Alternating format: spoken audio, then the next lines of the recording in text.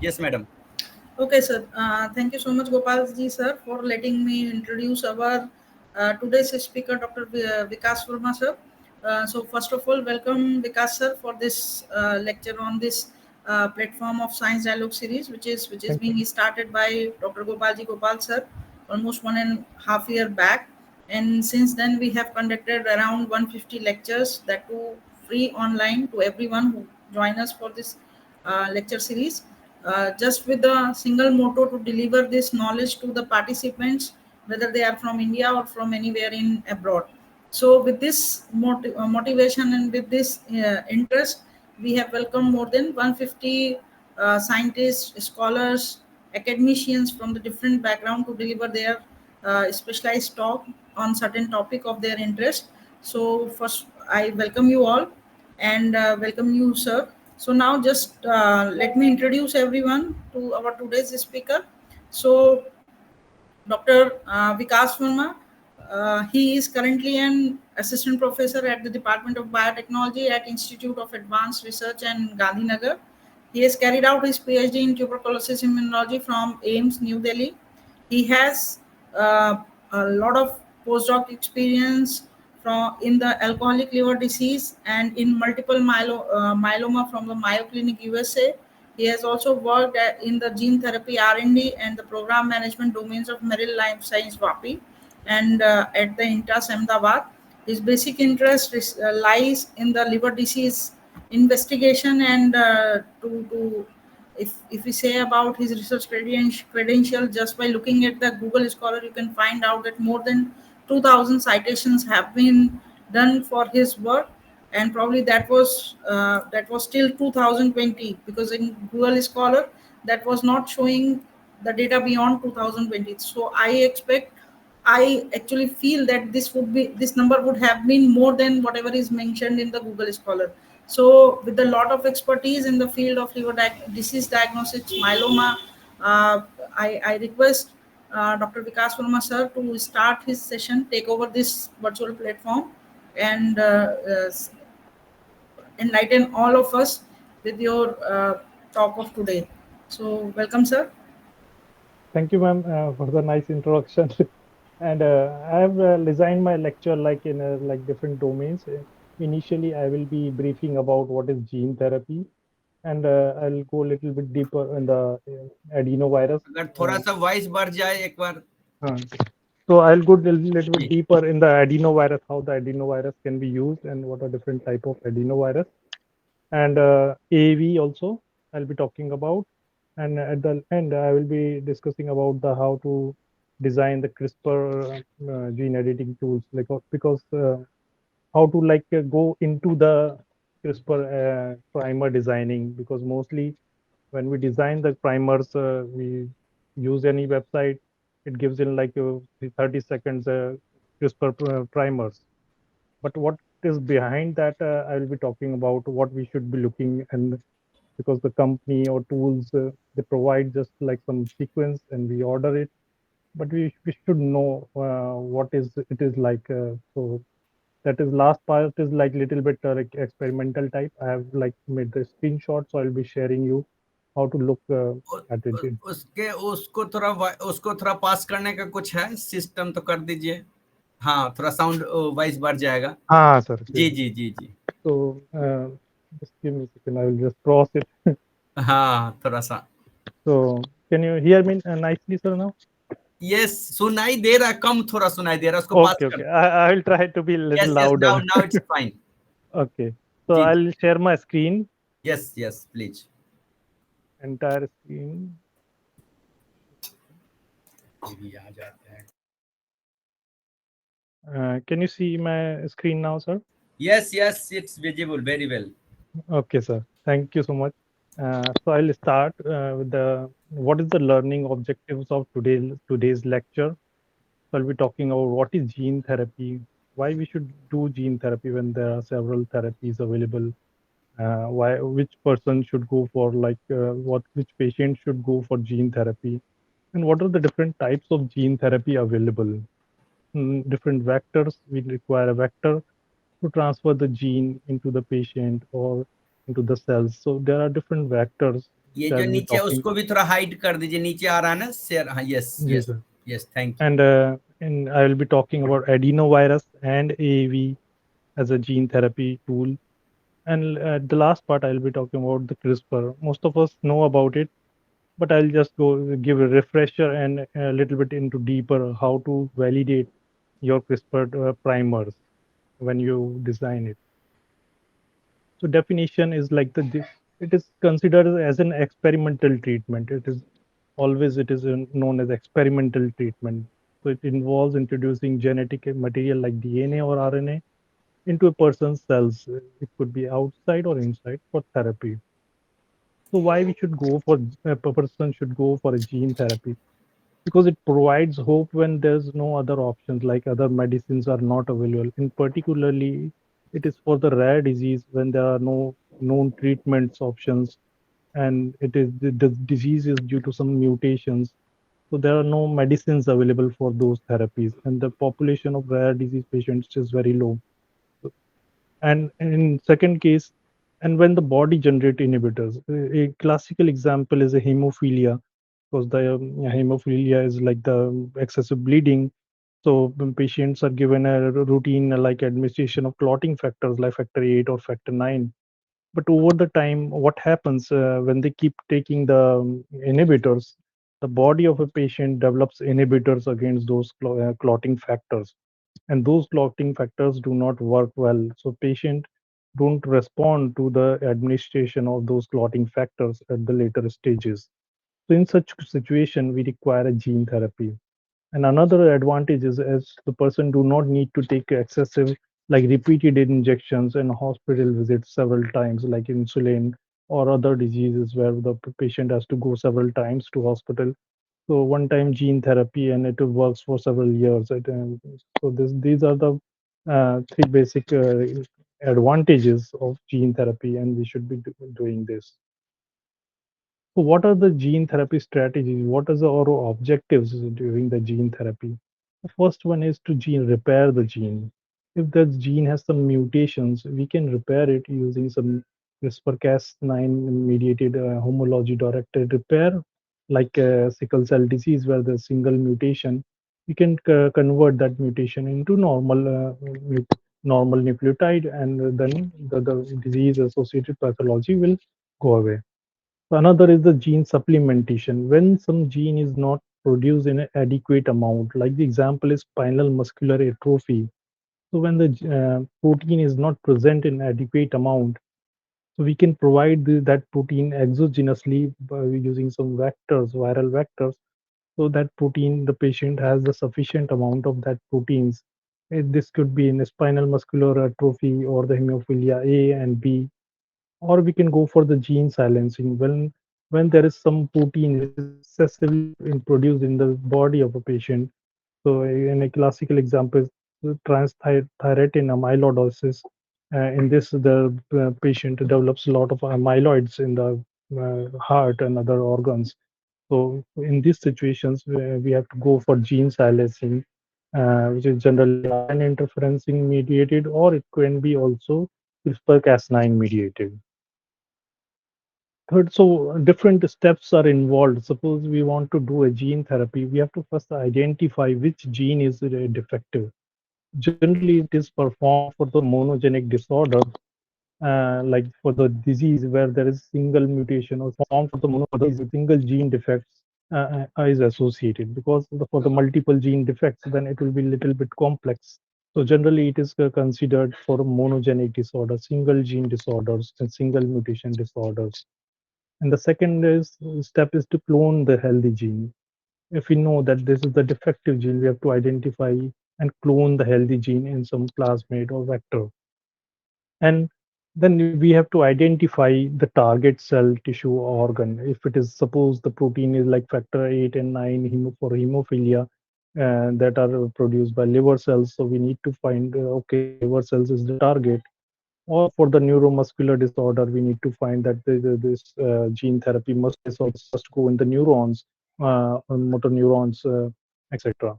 So after we identify the target or organ or tissue, then we identify the vector. It could be AAV, lenti, adenovirus vector. which I will be talking about what determines their how can we can choose among these vector and what are the factors which determines choosing the rationale behind choosing this. So after you choose the vector, then we have to develop the vector.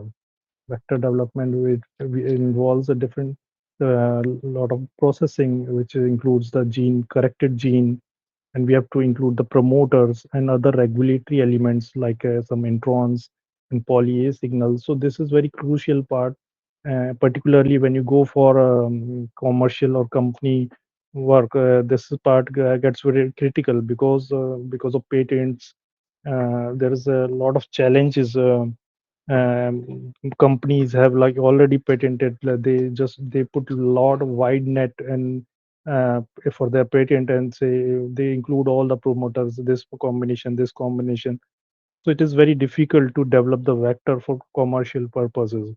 But for the R&D purpose, this is not that challenge, and we can use any promoter, any other combination of the vector of regulatory element.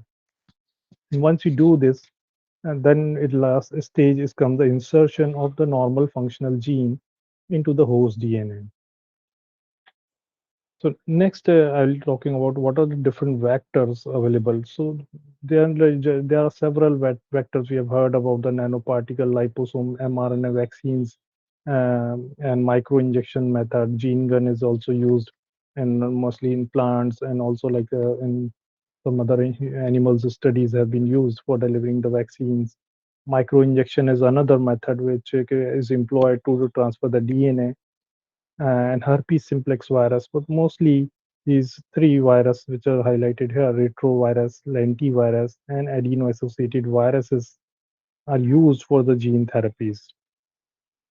So what factors determines which one to use? Retrovirus, lentivirus, and adeno-associated virus. So adeno-associated virus needs some helper virus like adenovirus to be grown, like because it requires some gene component proteins which are supplied by another virus.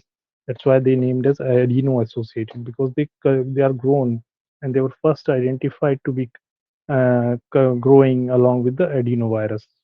They are smaller in size compared to adenovirus, like almost half the size of adenovirus. So the first one is, so when these viruses are treated, suppose a patient or a person is or cell line is treated with the adenovirus, they have some receptors present on their cell surface, which is like a CAR receptor for adenovirus. It is Coxsackie and adenovirus receptor. For lentivirus, which is a RNA virus, it is a retroviral receptors are present on the cell surface. And for the adeno-associated virus, there's a heparan sulfase proteoglycan receptor. They have the different receptors and some lot of, but these list is not limited to these three which I mentioned. There are several receptor which help them to internalize and trafficking into the nucleus of these viruses. So generally, both the viruses at the extreme and in vivo are used for in vivo editing, adenoviruses and the adeno-associated viruses. The reason I'll be sharing in next slide, because the lentiviruses are generally used for like CAR T therapy and in the conditions like where the ex vivo cells are taken outside from the body, like the T cells or stem cells, bone marrow stem cells, and they are edited and then reinfused back into the patient. Lentiviruses, retroviruses are used mostly for ex vivo gene editing, and the other two, adeno-associated and the adenovirus, are used for in vivo gene editing. A classical example of adenovirus use is the Covishield vaccine, which was produced by Serum Institute of India for the COVID. So this was based on the adenovirus platform. So viral DNA was introduced, coding for the S protein, spike protein, and then was used for the vaccination purposes. And these three viruses have different carrying capacity. So this also determines which virus we should use. If it is in vivo, this is the 10 kb, maximum is for lentivirus 36 kb, and least is for adeno-associated virus. So adenovirus associated virus has the least carrying capacity. As I mentioned in my previous slides, this could be the in vivo therapies where the direct virus suspension carrying the gene of interest or with the protein we want to enhance expression is introduced into the body of a patient. Typically 10 to about 12 or 14 viruses are introduced into vectors. It's quite a large number of viruses which is introduced into the patient. So this is like a very immune react. It should our immune reactions is mounted against those viruses. So there are some challenges also. So in vivo administration, there are several therapies available in market, particularly 5 to 6 therapies are available for the AAV-based therapy, which is in vivo. Spinal muscular atrophy, hemophilia A and B, Duchenne muscular dystrophy, age-related macular degeneration, and LPL deficiency. While for the ex vivo, there are CAR T cells therapies are being used, and the sickle cell disease. Either the T cells are removed or the stem cells are removed, they are edited, they are corrected, or the CAR T cells, different construct is introduced into it so that it can bind to the cancerous cells and then reinfused into the patient after different days of cycle. The next table shows some what are the differences between all these three type of vectors. The most important, which I would like to you to emphasize, is the lentiviruses are the vectors which integrates within the cells. So this property makes it long lasting for several years. It will last forever. So the DNA segment, whichever you want to give to the patient, it will integrate completely. So this poses the lentivirus poses the risk when administered in the patient because it can go in any cell of the body and can integrate into that cell. So this is not desirable, but it can be used when we have cells, blood cells, we take them out and only introduce the vector in this. So this is the main important factor, disadvantage you can say, or advantage as well in some condition. The lentivirus are integrating while the AAV or adenovirus are non-integrating. Carrying capacity, I already mentioned it to you. And the genome is generally double-stranded DNA for adenovirus, lentiviruses, because a HIV-based family member is a single-stranded RNA. AAV is also single-stranded DNA vector. And all are can infect the dividing, non-dividing cells, and some are inflammatory, low inflammatory, high inflammatory, moderate to high inflammatory. So these factors need to be considered when we design the vector or choose any vector for therapy. So from this slide, you can see that in vivo, so most of the in vivo transfer vectors are based on AAV, while others are adenovirus and few trials are going for lentivirus. But in vivo, if you want to do for any administration purpose, like in vivo patient administration, AAV is the vector of choice for this purpose. And next one is the lentivirus, which are used for ex vivo gene transfer, like I mentioned for the sickle cell disease of a CAR T cell. Lentiviruses are the main choice of vectors for the gene therapy. So for what indications these are used is, suppose AAV is used for different indication. They are in different phases of, but mostly they are used for gene replacement or gene addition. Replacement is also like interchangeable term of gene addition. When there is a defective gene, we provide the gene exogenously. The gene replacement and gene addition constitute the major part of the trials because we want to provide the gene or protein which is lacking in the patient. So this is the gene replacement addition, and this pie chart represents the where it is used for. It is used across the different domains like blood disorder, CNS, eye diseases, lysosomal storage disease, neuromuscular disease, another number of different. It is almost used in every areas of. So next is, so what are the different generations of gene therapy? Like if you use the virus just to deliver some DNA which can be translated into some protein, we use the first generation of gene therapy. It can be just go and upregulate the missing protein or use the RNA interference to silence the gene. But the second generation of therapy is involve sub gene editing. A person cell's gene need to be edited. So this is the second generation of gene therapy, which is performed using the different enzyme like Cas9 or dCas9 is also used, which is the deactivated form of Cas9. So it just goes and binds to the region, and it's either the block the gene promoter activity or enhance the promoter activity. Any questions so far?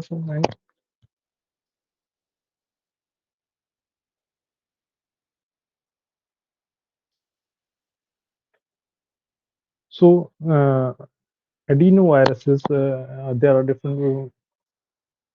Sorry, there are so there are different generation of adenoviruses, like which I mentioned for the Covishield vaccine. So original wild type, which are the adeno5 virus, is mostly used for all the trials. There's a lot of genes, early genes, early E1 to B, E2, and E3, E4. So these genes it has, but when the first generation adenovirus, this E1 gene is deleted, E1 and E3 are deleted. Why they are deleted? Because they are not essential for the virus functioning. They are essential, like a delta E1. E1 gene is essential for viral replication, DNA replication. So if we delete this, we need to provide this in trans using some other vector. So we have, if we delete this E1 gene, we have to provide this to virus. But if we delete the E3 gene, we don't need to provide this in an exogenous manner. Similarly, in the second generation vector, E1 is deleted and E3 is similar to like the first generation. But in additionally, E2 and E4 genes are also deleted. The more you delete the gene components of these viruses, you get the more increasing capacity. Like initially 6 to 8 kb you were able to fill, and in the second generation 9 to 14 kb. And there is another category of gutless adenoviruses, which like remove all the genes and transgene is introduced, so we can get the maximum 35 kb of capacity with the adenovirus, which is quite high compared to other lentivirus, which is 10 to 12 kb, and AAV virus, which is 4.7 kb of capacity. So, but the challenge with the gutless adenoviruses is we need to because we have removed all the genes which are required by this virus to replicate. So we need to provide a separate helper virus for them to grow. So the challenge comes in downstream when we want to purify this. We have to get rid of all the helper viruses we have added. So in addition to add 5, which I mentioned, the other serotypes are also used like HADVD26 and chimpanzee Y25.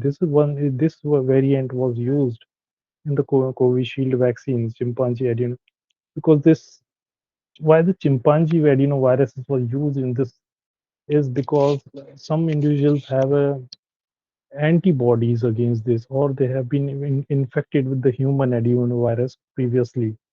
So if we give the human adenovirus to them, they may respond or they may show some anaphylactic reaction.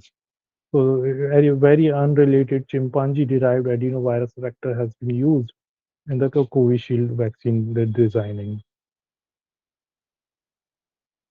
The list of gene therapy drugs which have been designed so far, like, and still this list is increasing from the vaccine Imlygic, but I will like you to focus on the AAV based therapy. Glybera is a lipoprotein lipase deficiency, which I've mentioned with the red color. Glybera, then Luxturna. This is for the eye blindness. Zolgensma, this used for the spinal muscular atrophy. And then later on, the year 2022, which is the hemogenics obstata and deficiency disease for hemophilia B, and then Duchenne muscular dystrophy, and for the hemophilia A. So AAV has like so far 5 to 6 therapies are available using the AAV based therapy. And there are other therapies for the adenoviruses also, which are shown in the pink listed. But the AV-based therapy is like the most easier to design, and it is a little bit specific, but there are some disadvantages as well. I'll be sharing with you what are those advantages. So AAV therapies are being developed for the eye disorders, Luxturna, liver congenital amyloidosis, eye disorder, for the liver-targeted hemophilia A and B for the liver, and for neuromuscular disorders like for the spinal treatment of spinal muscular atrophy, and for the LVDs, it is recently launched for Disney muscular dystrophy. But this company has been in a little bit of problem recently. I'll be sharing what was the problem. So AAV virus, as I mentioned, for the previously I mentioned for the adenovirus, different generation, 1, 2, 3 generation. But adenovirus, AAV virus don't have such generation because this don't have many genes. So it is has a replicase, replication associated proteins, and for capsid. This is for capsid, icosahedral capsid. So this is the wild type AAV genome, and in the recombinant AAV, the RAP and CAP gene, they are completely removed, and only the invert terminal region at the left hand side and invert terminal region at the right hand side is left, and the therapeutic proteins can be added into the AAV. So when we remove the RAP cap, how the virus will replicate and package. So in such situation, we have to provide the capsid from the other viruses. So now the people have been.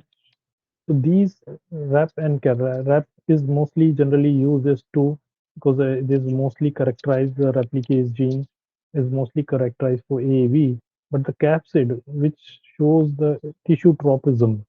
So some capsid, if you take the some capsid, it will go to muscles or retinal pigmental epithelial cell lung. If you take the capsid of AAV2, it will go to muscle, liver, or retina. If you take the capsid of AAV3, it can go to inner ear. Capsid 4 can go for CNS.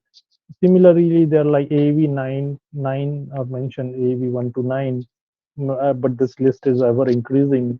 But these are the most common AAV9, A1 to 9 they're used in clinical trials.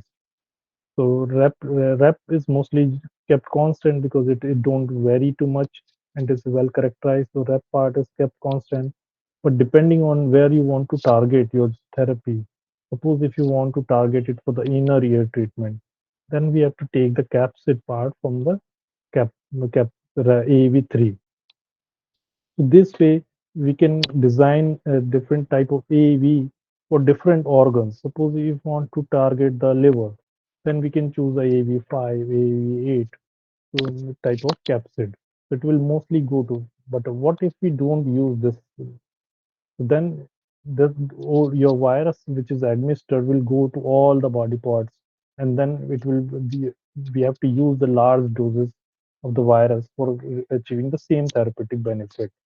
So for this, to overcome this, we use some specific organ-specific capsid so that the virus does its most effect in that tissue or organ. And but sometimes the companies, the different companies keep changing this capsid so that the outer covering of the virus so that it can be targeted more precisely to the particular organ or particular cell type.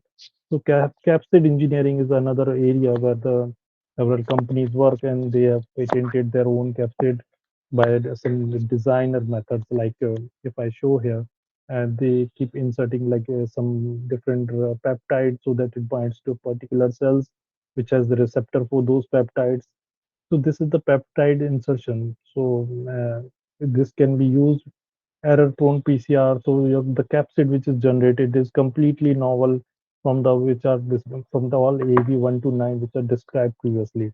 And then capsid shuffling, one part of the capsid from one AV, one part is from another. So this way we can generate a combination of capsid for different indications, different capsid. And but for when we generate these capsid, we have to test also in these lab conditions that which one is going where. Maybe it is possible that we might be able to identify some cell specific cell. Suppose if you want to target cardiac cells, then we might be able to develop some capsid which preferentially goes to the cardiac cells. So there are different approaches, mutagenesis and machine learning approaches also. And so some codon mutation, they keep changing. So it is essentially it is to change the different amino acid or the sequence shuffling back and forth. So we can get some combination which goes to a particular cell type or organ. Next is how to prepare these or how to generate these AAV virus. For them developing an AAV virus, first we need the transgene which need to be inserted. But besides the transgene, we need to add some promoter. This is very critical. Suppose when you want to deliver any gene to liver, then we have to use the liver specific promoter. Suppose when we want to drive this expression into the kidneys or the brain, then we have to use some neuron specific promoter so that it maximally express in that tissue only and not in other tissues. But sometimes because of the if the protein is generally required in all body, a general ubiquitous promoter is used like elongation factor 1 or others.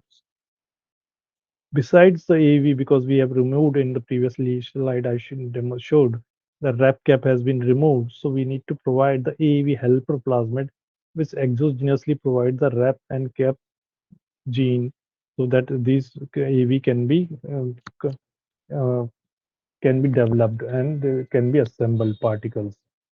Third is the adenovirus plasmid because we have removed other genes also, and the AAV cannot grow alone by themselves. We need to provide this E4, E2A gene from the another third plasmid, which is called as helper plasmid. Because AAV cannot grow alone by themselves, they require some other virus like adenovirus or other virus presence to be grown. So this third plasmid is act as a helper plasmid and to help the AAV production. So three plasmid, one is with the transgene of interest, second plasmid which contains the wrap and cap proteins, third plasmid is the helper plasmid. But besides this, there is one more gene which has been removed even is not provided in any of the plasmid. So this E1 protein is provided by the cell line, particular cell line HEK2933. So if you don't add these three plasmid in HEK293 and use other cell line, this virus particles won't assemble together and there won't be any virus. You won't get any virus because the E1 protein is not present. So this cell line has been engineered to produce the E1 protein. So when all these plasmids are added, the cell line provides the E1 protein, and then we can then develop the AAV virus particles. So these three plasmid are transfection into the HEK293 cells, and we get the virus particles. Because these AAV is non-enveloped virus, it is mostly retains inside, and we need to lyse the cells if you want to obtain the viruses. Next is it's like the same. You take the three plasmid, the same slide which I mentioned. You take the three plasmid like this and add into the pan which is a cell line of your choice, and then develop a AV virus like using this platform, and we can use it for therapy to the patient. So AAV virus, I won't go too much into detail. It is internalized through the endosomal pathway and go through the trans-Golgi network, and it goes passes through the nuclear pore complex. So the DNA virus, it goes into nucleolus and it go under uncoating and the single-stranded DNA. This AAV virus is a single-stranded DNA virus. So first it will go second strand synthesis, and then it convert into mRNA, and then mRNA is exported outside the nucleus and it is translated. And in some cases it may stay inside the cell as an episomal DNA inside the nucleus. There is another version of AAV virus which is the double-stranded DNA. So that is being created by introducing some mutations. So generally it is single-stranded DNA virus, but it can be made double-stranded DNA. So this step, when the single stranded is converted into second strand, can be avoided. So it is only we directly provide the double stranded AV virus, and it will work faster. It will work faster. It will convert into mRNA and then protein. So that is called scAAV type of vector, which can be made using some mutation introduced into terminal resolution site at these pins. So the AAV also, like recently, July 2025, and there was some lot of 3 people died because of AAV. If you see, there's not AAV 1 or 9. This is the AAV RI-74, designed by companies for some specific targeting, and they administered these viruses into some patient, 3 patients, and those patients died.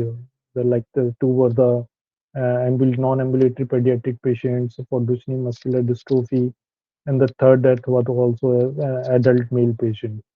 And mostly problem with all this gene therapy is the liver failure. The liver enzymes get elevated, and the liver, there's a huge lot of chances, in some conditions, not all, but that liver, the patient might suffer a liver injury.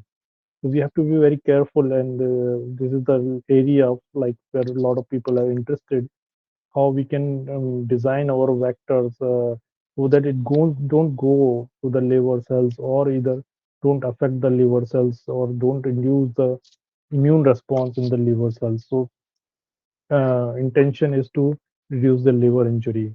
Another case is also Novartis, which is use the Zolgensma for a spinal muscular atrophy. The two patients died because of the acute liver failure of this therapy. So this is ongoing area of work, and it is where the companies are working to overcome how we can reduce the liver injury or screen the patients who are can be affected. And there are some um, eh, things which we can do, like pre-therapy assessment. Like if the person who is we want to give the therapy, we can do a assessment, pre-therapy assessment, to check if they have some underlying liver disease, so if do they have some viral hepatitis or other disease. Some optimize the gene therapy vector, like mentioned, a vector selection, how much dose to give, if the patient has any already pre-existing antibodies to the vector. So these things all need to be. Immunosuppression is another options which is generally used already for all the AAV therapy or all the other type of gene therapies. And we need to keep monitoring those patients, so like for weekly or several and for months, so that for the any liver damage, and if the patient have any hepatocellular carcinoma or other diseases, we using the MRI and several other approach. So till here, like I mentioned about initially the adenoviruses. Second part was on the adeno-associated viruses, which has low carrying capacity, and there are some indications of side effect could happen in the liver injury. Third category, I won't be going into too much detail on that one, is the lentiviruses. They are also like they are derived from the HIV.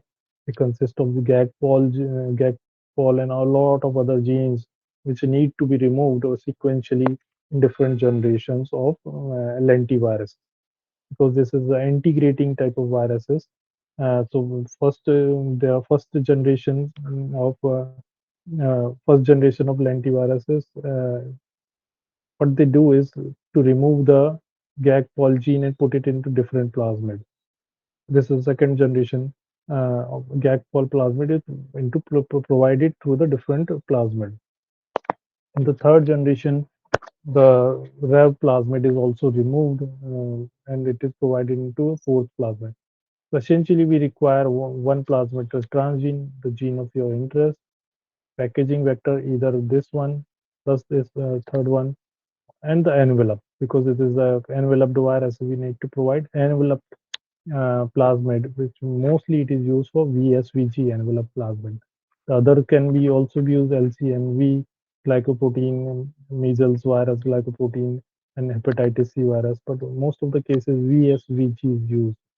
A combination of one plasmid, second plasmid, or maybe this one is also used, and the fourth plasmid. So three or four plasmids are used to produce the lentiviruses. So next, I'll go about the gene editing tools which we can use. Maybe this is like previously covered in some other topics. So I will mostly focus on the CRISPR. So there are like the from the mega nucleus is also there, but the zinc finger nucleases are the family of chimeric proteins. So why we call them chimeric? Because they are a chimera of zinc finger proteins and the fork-1 nucleases. So two type of proteins are used.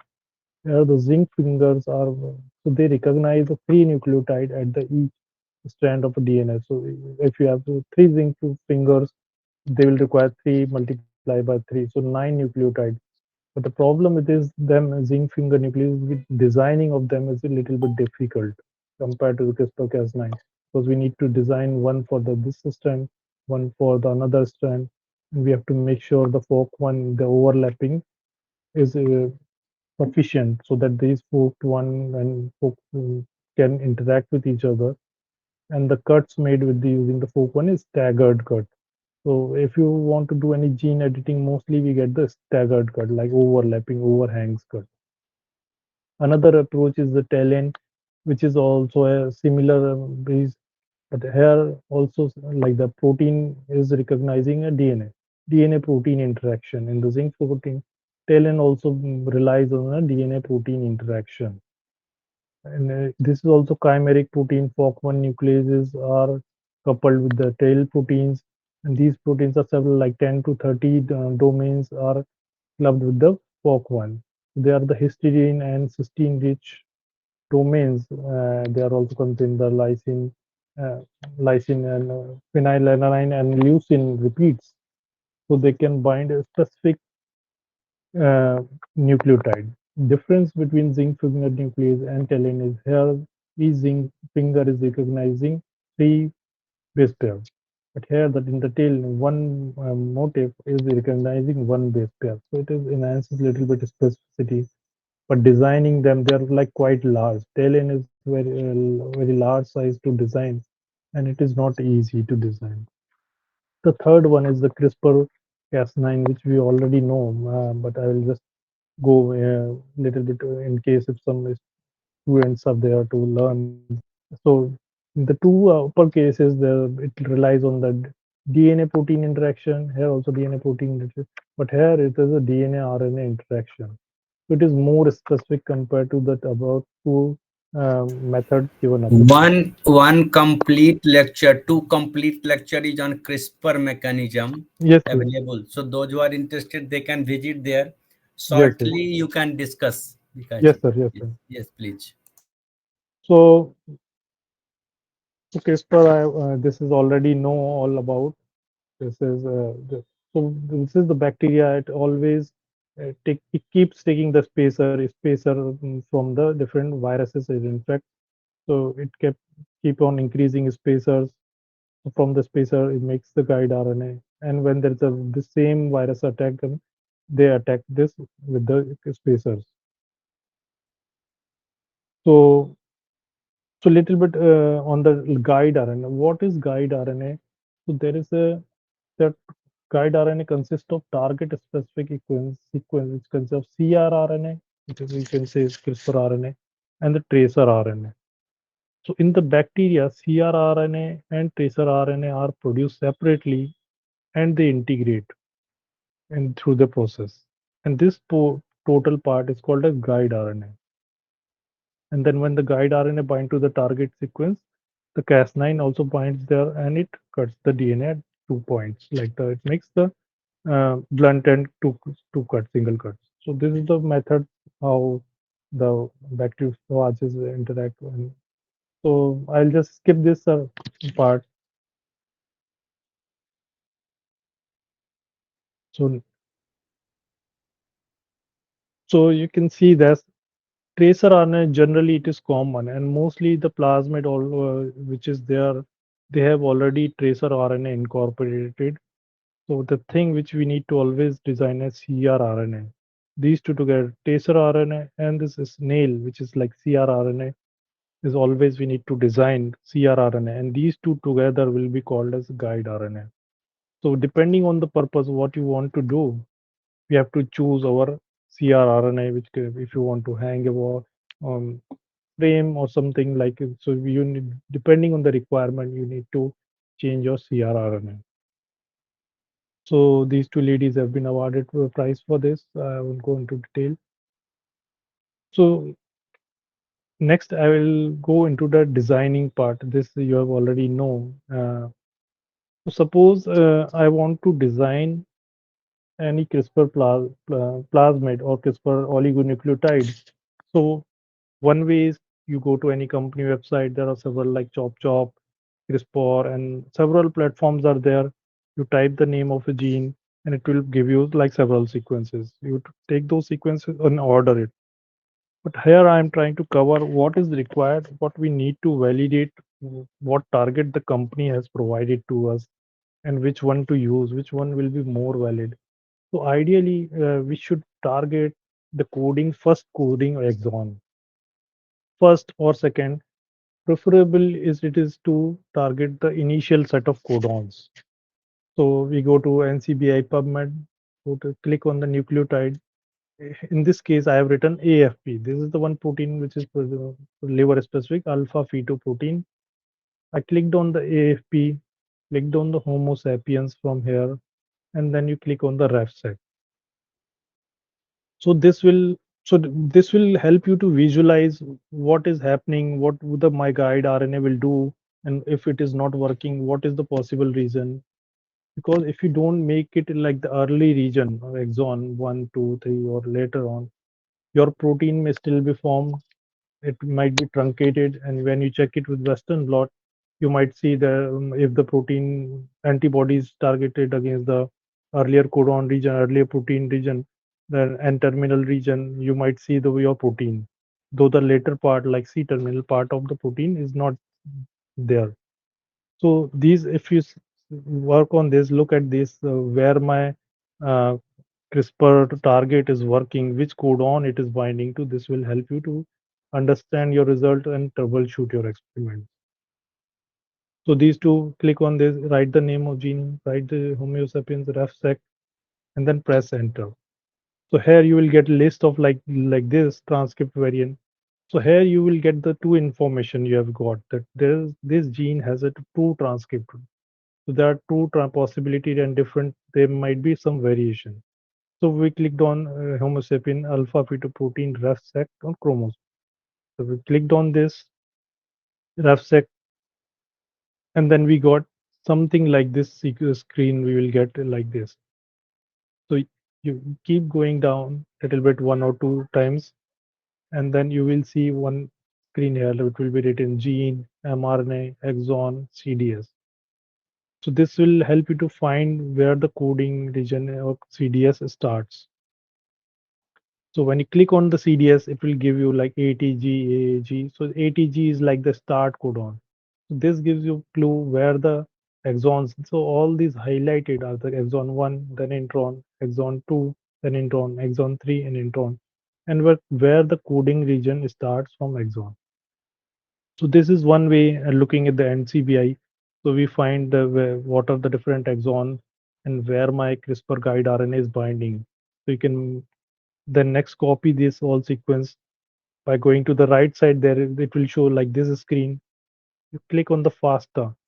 Once you click on the FASTA, you will get all the sequence like this way, which was earlier only like the separate, all the exons were separate.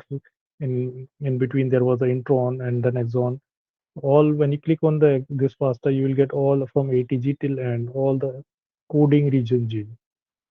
And then you what you can do is paste this all the sequence which you have got into a Word file, and then suppose I did this with the AFP protein, and look at it where this. So when I used one or two companies tools, it was making the guide RNA for the exon number 12.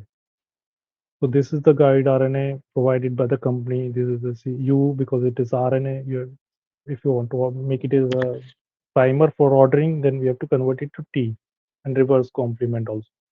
So this helps us that if you frame shift any protein at the later stages, it might be possible that you get the earlier protein part might still be translated.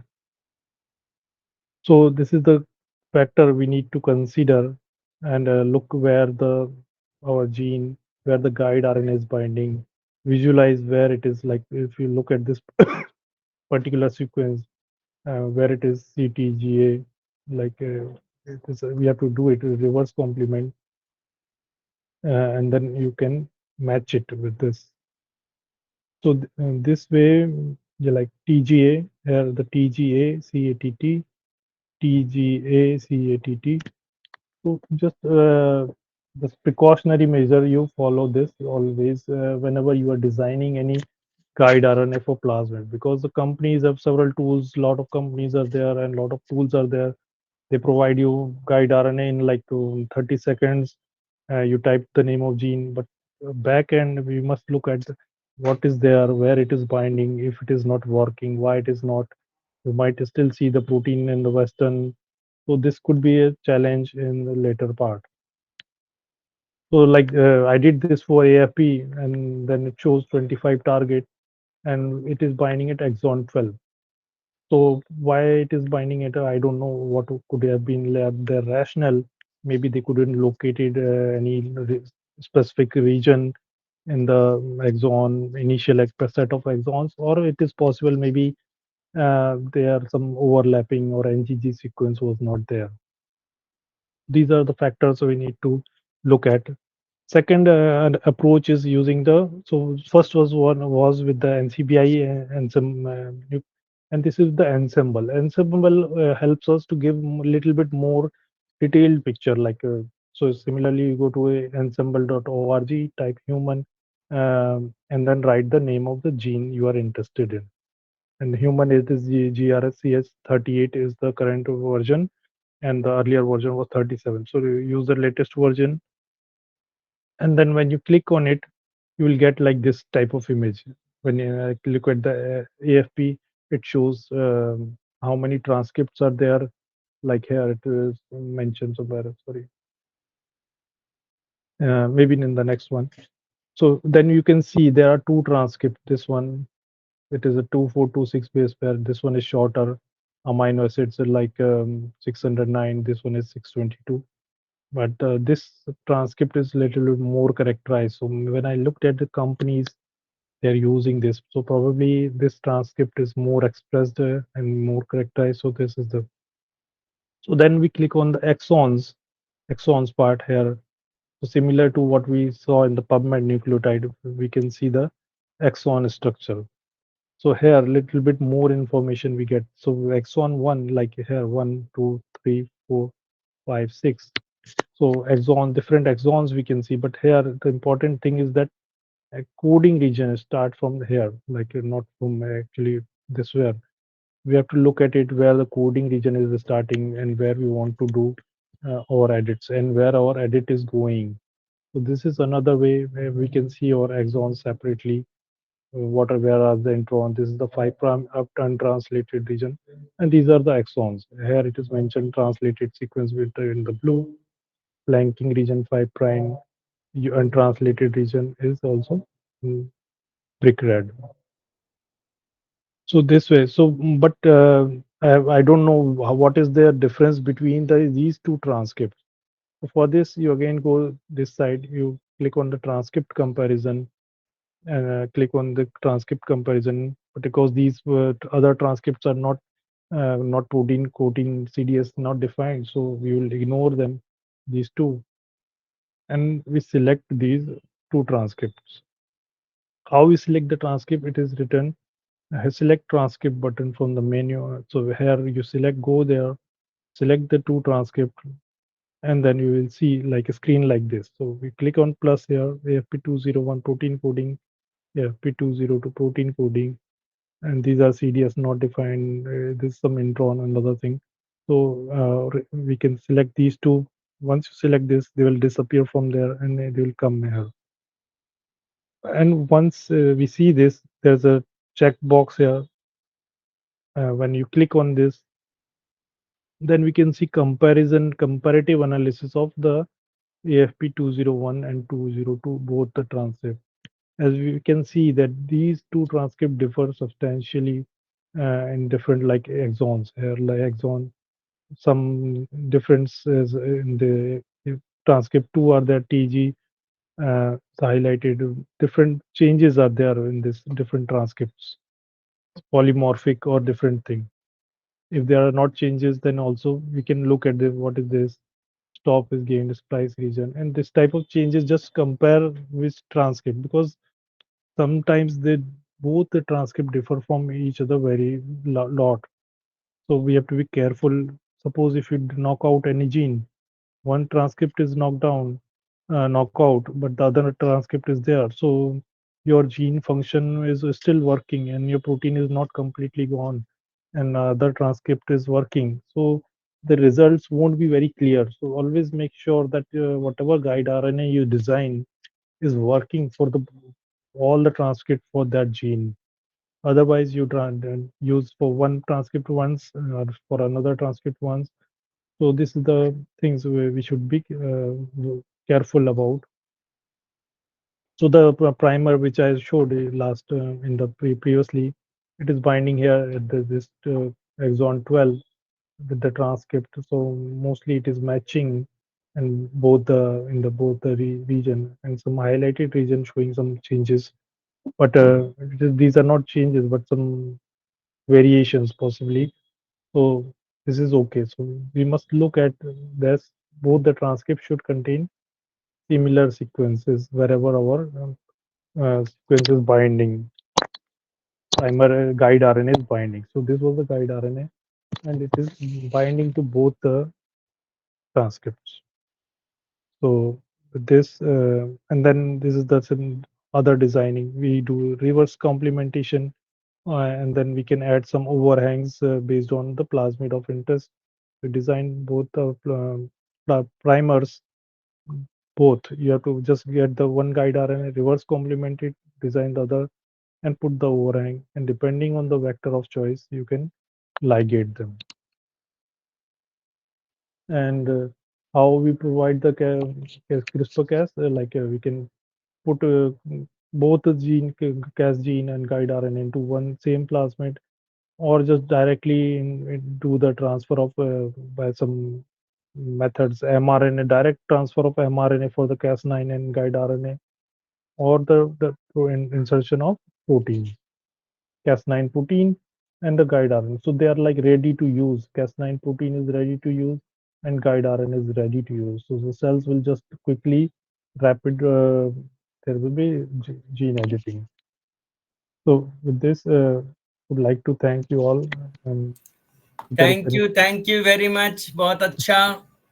बहुत सारे questions भी chat box में हैं, तो आप इसको close कर लेंगे, देन चैट बॉक्स में देखेंगे क्वेश्चंस जो है ना। जी सर। जी जी जी जी, क्वेश्चंस एक बार तो देख लीजिए।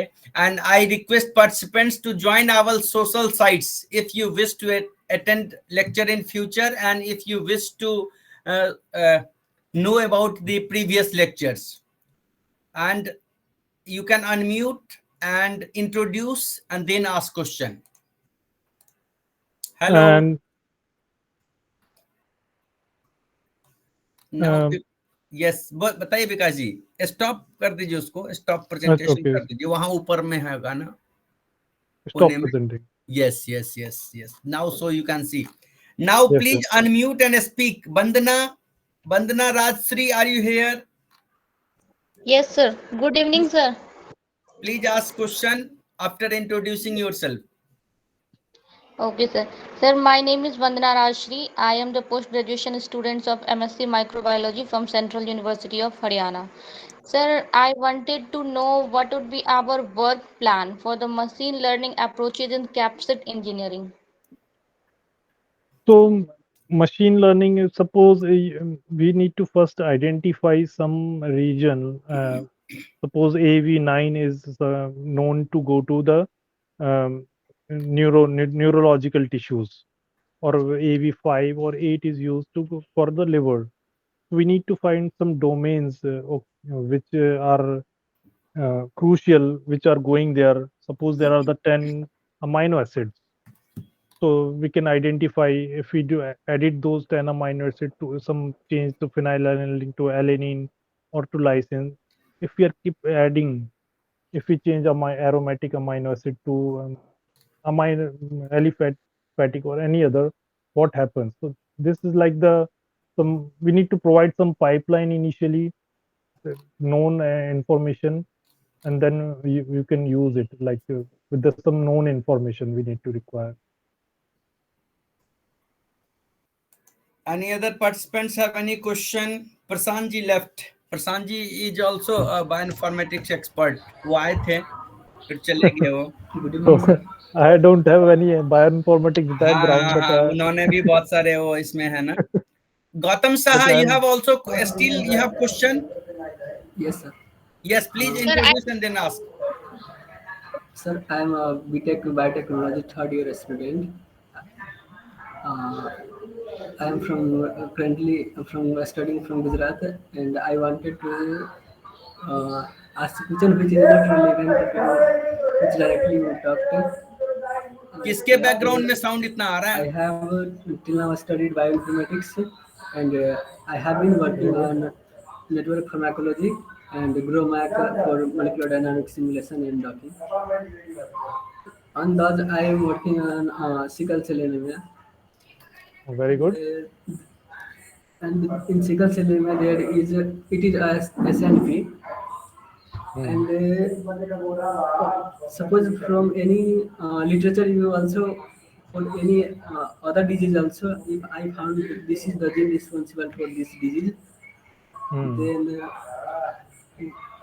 what will be the next step, and after that what will be the regulatory legal concern for performing such experiment. Look, for the sickle cell disease, there are two approaches. Okay, so there are two approaches. One is because our to activate the fetal hemoglobin. So first approach is to activate the hemoglobin, because when we are in fetal stage and till we are born, the fetal hemoglobin expression keeps going down. When we are so the different HbA expression is more highly, there is most expression is HbA. So either we can activate, so there are two approaches commonly used: activation of fetal hemoglobin expression. So how we will activate it? So we can activate it by inactivating the suppressor. So there is a suppressor. I don't recall exactly name of that. So if you inhibit that suppressor or abolish the function of that suppressor with the CRISPR-Cas9, so if you inhibit the suppressor, the fetal hemoglobin expression will start to increase. So the backup copy, which we ignored, or like which expression has gone down over the age when we turn adult, so we have to reactivate that. Suppose so this works on the concept like, suppose if we have chair, there is some chair broken in some place, office or anywhere. So either you fix it, or if you cannot fix it, you replace it. Okay, so when the fixing is not possible, replace it. Suppose earlier it was a very good chair, but just replace it with a normal chair, plastic chair or any chair. So it is like, at least so it's same concept. We replace the activate the fetal hemoglobin in this. Second approach is using to correct the mutation itself. So to correct the mutation is little bit like we have to provide the homology directed repair, and we need to use some other different vectors also, plasmids, so we can repair that way. So mostly companies are working on the elevating the expression of fetal hemoglobin expression. Yes. Sir, हाँ हाँ हाँ. sir, you also, if you have some comment, please. For leaching the research to commercial purpose, or what will be the regulatory or legal concern? So depending upon whether you are adding extra gene or you are repairing the existing gene, so rule will be different. Gautam, sometimes we add additional gene, then there is a strict regulation. Suppose if we are editing the sequence, means we are not adding any extra sequence outside, then there is a lenient regulation. There is no much Yes. regulation because we are not adding an external gene. Are you getting, Gautam? Yes, Yes. sir. Yes. Sometimes So we activate the existing gene or suppress the existing gene uh, with mutation of that basis. जैसे haemoglobin में कभी कभी उसका जो है ना जी editing करते हैं, बेस एडिटिंग करते हैं, तो वहां पर हम कुछ एक्स्ट्रा नहीं डालते हैं, तो वहां पर में ज्यादा रेगुलेशन नहीं है. That is not considered as transgenic आप समझो, या एक्स्ट्रा जीन नहीं डाले तो उसका रेगुलेशन ज्यादा नहीं है. जब हम एक्स्ट्रा डालेंगे जीन देन उसका रेगुलेशन है, उसका जो है ना स्ट्रिक्ट रेगुलेशन है. तो अभी आपको ज्यादा रेगुलेशन जीएमओ से रिलेटेड अगर चाहिए, so there is DBT website, वहां पर जीएमओ से रिलेटेड बहुत सारे रूल रेगुलेशन है. अभी गवर्नमेंट ऑफ इंडिया ने इसके लिए बहुत सारी कमिटी बनाई है. So you have to read through because there are different genome editing में बहुत सारे टाइप्स हैं, है ना, तो उसके मुताबिक उसका रेगुलेशन है. Gautam, Okay, thank you, sir. Now Vandana, do you Vandana have ma'am, more question or any participants have any question? वंदना, आपका कुछ और था, आप पूछ रहे थे वंदना. Yes sir.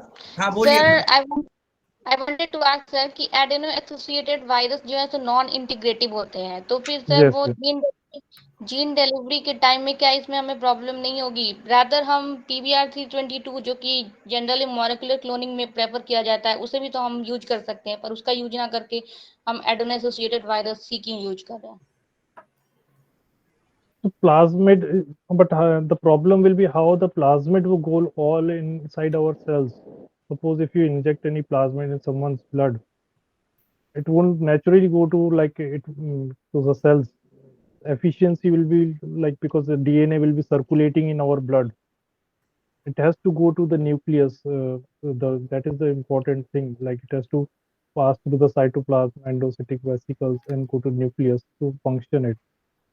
So directly adding the DNA, suppose if you add someone's like in blood, so take a DNA plasmid or any DNA and inject it, it won't work for therapy because we need a lot of expression for any patient.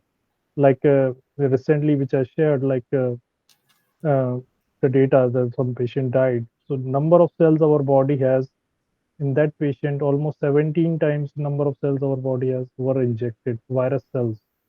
17 times more virus than our body has cells has been injected because virus has a natural ability to go inside our cells. So that helps. But if you add plasmid, I don't know how it will work. As you know, virus can replicate in our tissue, but plasmid जो आप बोले PVR322 उसका origin of replication E. coli का होता है, so it will not duplicate inside human host. As you know, there are different vectors which will grow and duplicate in different hosts depending upon origin of replication. अब जो east वाला virus, east वाला जो vector है E. coli में नहीं होगा, या E. coli वाला ईस्ट में नहीं होगा, क्योंकि डुप्लीकेशन के लिए वायरस तो नेचुरल उसका है ना, which can duplicate and replicate जो भी उसका है, so it will multiply in our host. इसलिए प्लांट वाला वायरस हम यूज नहीं कर सकते हैं. जो हमारे सेल को इन्फेक्ट करके वहां हमारे सिस्टम को यूज करके वहां डुप्लीकेट करे, डुप्लीकेट हो, उसी को यूज करेंगे ना as a vector. Am I right? Yes. So, like I showed in the earlier second or third slide, so all these viruses have a specific receptor on our cells. Yes. So that's how it helps the virus to go inside the cell and do their function. So, Okay. Any questions, Sirsa madam, Sipra ji? Doctor. Good evening, sir. I'm जी. Shipra, working as assistant professor in botany. So I'm not much in mole bio, but I was wondering what is the success rate of gene therapy, and is it in practice actually in hospitals? yes, ma'am, it is a very successful, like several thousands patients by now have been treated with gene therapy. And India also, like it is 16 crore therapy, spinal muscular atrophy, and several patients have received in India by some crowd funding. So it is not, it's very successful. And So their basically, therapies are for what available all in, diseases? sorry? For what all diseases, like genetic diseases only? Genetic disease, diabetes also, but they're not available right now. But mostly they are used for genetic disease, lysosomal storage disease, sickle cell disease, uh, for some deficiency. So, but muscular dystrophy में किस tissue को target करते हैं? so it is for neuromuscular spinal muscular atrophy. It is a neuron. But entire body का muscular वो है तो उसको तो नहीं कर सकते हैं, जीन थेरापी से कर सकते हैं? So mostly, no, mostly it is like then we have to use the neurotrophic some AV, which goes to all the for muscular. You are saying. Yes. So then muscle specific AV we have to use. लेकिन muscles में क्या पूरा muscles तो पूरा body में है, तो क्या हर जगह इंजेक्ट करना पड़ेगा या किसी एक No, जगह से पूरे चला it will जाएगा? just कैसे? so route of admission can be just mostly by blood. Blood use कर सकते. ब्लड से, ब्लड में हमने डाला तो वहां से क्या मसल्स में वो चला जाएगा? मसल्स जहां वीक है, Yes. मसल्स टिश्यू बन Yes, जाएंगे? yes, yes, हाँ? yes, sir. तो अगर न्यूरॉन्स के केस में रहता है तो न्यूरॉन्स के केस में इन द स्पाइनल कॉर्ड में इंजेक्ट किया जाता है, और जैसे मसल्स है मोस्टली इंट्रावेनस एडमिनिस्ट्रेशन है सभी का सर. नहीं, हमको ये नहीं समझ में आ रहा है कि मसल्स तो ऑलरेडी डिफरेंशिएट हो गया, तो ब्लड में डालने से ब्लड के सेल को हम ये किया या ब्लड में डाला तो उससे मसल्स पर कैसे हो जाएगा? क्या क्या मैकेनिज्म उसका नून है? सर्कुलेशन के थ्रू सर, हमारा बॉडी जो ब्लड सर्कुलेशन है उसके थ्रू मसल्स में circulation is everywhere. So blood circulation के थ्रू ही ये सारे ट्रांसफर में वहां पर जाके देन मसल सेल पे अटैच होके इंटरनलाइज हो जाएंगे. Two different like mechanism, clathrin dependent or independent, micropinocytosis. So Sir, how about diabetes? Diabetes is also, people are working on this because diabetes is also a problem, and I think it is like in very advanced stage, like maybe phase 3 stage. Diabetes is also because the patient have to take a lot of like administration for the. So diabetes is comparatively easier ना for gene therapy, क्योंकि वहाँ monogenic disease है. But actually the problem is like because it is diabetes therapy is already available unless some patient fails. So if you suppose if there is some diabetes patient, if you say take this medicine gene therapy for 15 crores, how many people will take Okay, it? so price is 15 crore. Yes, so that is the price is thing. And gene therapy, like mostly like people are reluctant to go for gene therapy unless no therapy is available. So they know that diabetes, I can take insulin or some like when the therapies are available, it is not very. Sir, and cancer? Cancer is also oncolytic viruses are used for cancer therapies. It is also in very advanced stages for cancer. Means what are the challenges still existing in this gene therapy? Can you give some challenges, some things so that other people can work on and try to focus on that challenges? So one challenge I see is a lot of viruses have to be added, like 10 to power 12 to 14. So a lot of viruses have been to be added, and so if some patient have already pre-existing antibodies to these, so the first condition for any gene therapy is, suppose if I'm using AAV9, and for that patient, I will check if this patient has AAV antibody against AAV9 serotype. That is the first challenge. So there's likelihood of maybe they will have some antibody. So then even he is able to pay for that therapy and eligible everything, but if he has antibodies for that serotype, it won't be the doctor. It won't be used on him.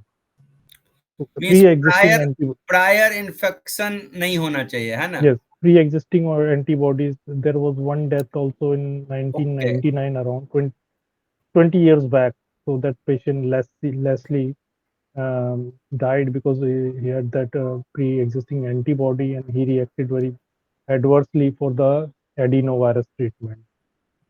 So there was a like lot of because of for 20 years. That happened in 2000, year 2000, like 1999, and there was a like lot nothing happened for like 10 or 20 years, and then we are seeing like since 2020 lot of this therapies are emerging because of development and this thing. Okay, another so one is antibody and another is they all the viruses because liver is also has a very home what vascular organ also and has several receptors. Most of the virus you inject in any patient, it goes to the liver. Okay. There are two losses. First is liver injury. Another loss is you have to use the higher doses of virus because the liver is taking all the. But I don't want to give it to liver. My target tissue was the neuron, but is going to liver, so I have to use a lot of viruses. So that is another like challenge.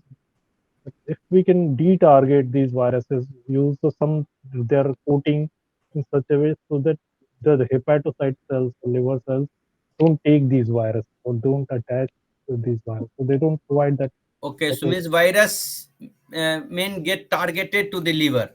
Yes, generally, so we have to de-target them away Okay. from the liver. So how people de-targeting generally? So we can do this by capsid engineering, Qualification. Okay. which I showed in like machine learning. And so, and lab condition, we test different combination, different type of capsid, which one is going to attaching with the liver cell, which one is not attaching. So this type of some approaches we can use initially. Great. So still, if any of the participants have any question, Sir, yes, madam. sir, good evening, Gopal sir, and good evening, Vikas sir. It's really nice presentation. You gave Thank that you, ma'am. starting gene therapy to the advanced how to identify the coding reasons and making that gene therapy. आप Sir, किस one question device is. से बात कर रहे हैं madam? आपका voice बहुत अच्छा आ रहा है, विकास जी का बहुत कम आ रहा है। Actually, sir, my headphone failed last minute. Okay, yes sir, no, चलिए, it's please no continue. issue. But your content is reachable, sir. That is really awesome way of presentation. And you told about Uh, that maybe dominant genes we can able to modify, sir. Multiple genes which are working for the character, it will be quite difficult. Gene therapy. yes, yes, ma'am. Polygenic trait का difficult है अभी भी। Yeah, polygenic, because the expression levels are different in on different chromosomes and how they are Yes, integrated for expression of that content. yes, yes. नहीं, And expression difference से तो कोई फर्क नहीं पड़ेगा, बट मल्टीपल टारगेट करना पड़ेगा because we are not controlling expression, we are mutating that gene. Yes, sir. Yes, sir. And because now whatever sir also told about that one, you also asked that the dominant single dominant gene means it is easy to target that one and we can modify that and we can able to do. But yes, ma'am. multiple targets means we cannot study in detail about how this expression level is changing. We can do Uh, it, ma'am. If those, but it is with the like CRISPR, suppose homology, we can provide the homology arm. Suppose all those mutations are nearby located close by, like a few nucleotides apart, then we can change, make the cut and remove all that part and provide the homology segment. So that is for multiple, but it will be difficult if the mutations are a little bit far. sir, one question is that one SV40 also adenovirus, right? SV40 is like the Simian virus 40. no, no, it is not, ma'am. SV40 enhancer and these things are used for the promoter and this the designing construct. Yeah, because it is having early and late promoter like that. Two categories are there in SV40 Mm, for polio I vaccine. don't. What they developed. Now, what you explain that one first generation, second generation, Yes, Delta E1. You told that one. If we will replace that one, total activity will be changed, sir. if we don't provide, suppose delta even we remove from the any this virus, adenovirus or AAV virus, we need to provide this because it is essential for ये viral eco हो रहा है, replication. क्यों eco हो रहा है? आपका दो डिवाइस तो नहीं है ना? इको जैसा हो रहा है या मुझे इको सुनाई दे रहा है? No, hold a little bit. So हाँ हाँ। delta even we need to provide means from any other means, either from the plasmid or from the cell line. That's why for making adenovirus, AAV virus, HEK 293 cell line is used.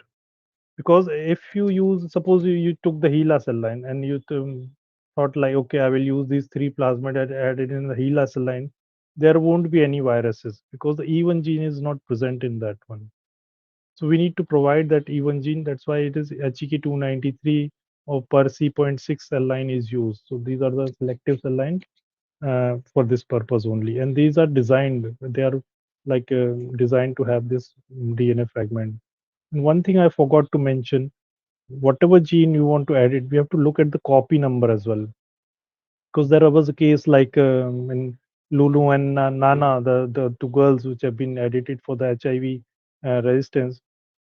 So the one copy of their CCR5 gene had different mutation introduced to make it functional, and another copy had different type.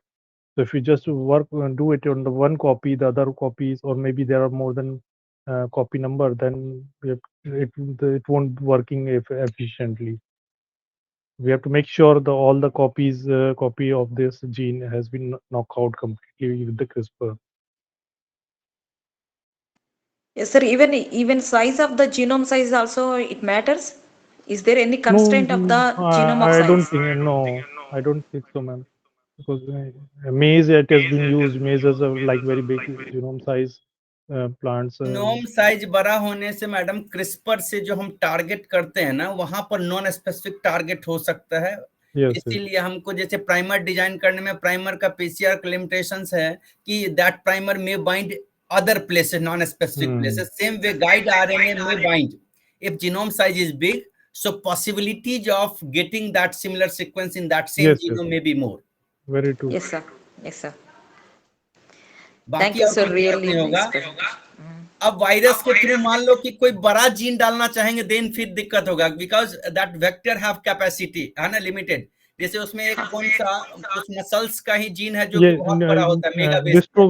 like the so dystrophin gene, like the for which is used for dystrophy, muscular dystrophy, and Duchenne muscular dystrophy. That gene is one of the largest gene in our Yes. body.